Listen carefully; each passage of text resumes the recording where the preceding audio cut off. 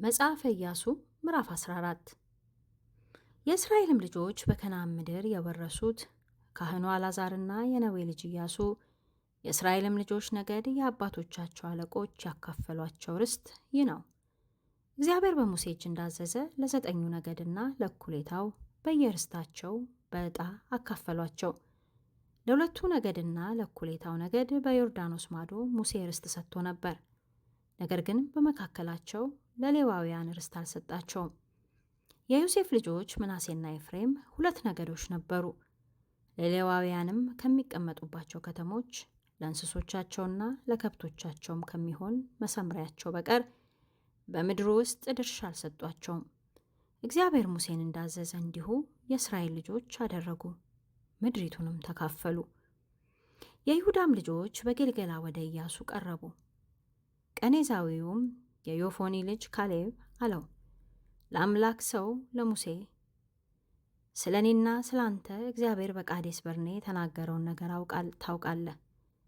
የእግዚአብሔር ባሪያ ሙሴ ምድርን እሰልል ዘንድ ከቃዴስ በርኔ በላከኝ ጊዜ እኔ የ40 ዓመት ሰው ነበርኩ። እኔም በልቤ የነበረውን ቃል መለስኩለት። ከእኔ ጋር የወጡ ወንድሞቼ ግን የሕዝቡን ልብ አቀለጡ። እኔ ግን አምላኬን እግዚአብሔርን ፈጽሜ ተከተልኩ። ሙሴም በዚያን ቀን አምላኬን እግዚአብሔርን ፈጽመ ተከትለሃልና እግርህ የረገጠው ምድር ላንተና ለልጆችህ ለዘላለም በእርግጥ ርስት ይሆናል ብሎ ማለ። አሁንም እነሆ እግዚአብሔር ለሙሴ ይህንን ቃል ከተናገረ በኋላ እስራኤል በምድረ በዳ ሲዞሩ እርሱ እንደተናገረኝ እግዚአብሔር እነዚህን 45 ዓመት በሕይወት አኖረኝ። አሁንም እነሆ ለእኔ ዛሬ 85 ዓመት ሆነኝ። ሙሴም በላከኝ ጊዜ እንደነበርኩ ዛሬ ጉልበታም ነኝ። ጉልበቴም በዚያን ጊዜ እንደነበር እንዲሁ ዛሬ ለመዋጋት ለመውጣትም ለመግባትም ጉልበቴ ያው ነው።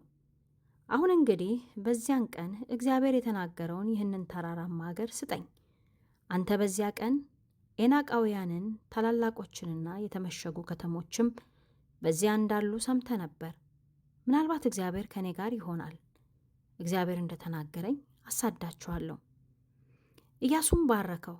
ለዮፎኒም ልጅ ለካሌብ ኬብሮንን ርስት አድርጎ ሰጠው። ስለዚህም የእስራኤልን አምላክ እግዚአብሔርን ፈጽሞ ስለተከተለ ኬብሮን እስከ ዛሬ ለቄኔዛዊው ለዮፎኒ ልጅ ለካሌብ ርስት ሆነች። የኬብሮንም ስም አስቀድሞ ቅሪያተ አርባቅ ትባል ነበር።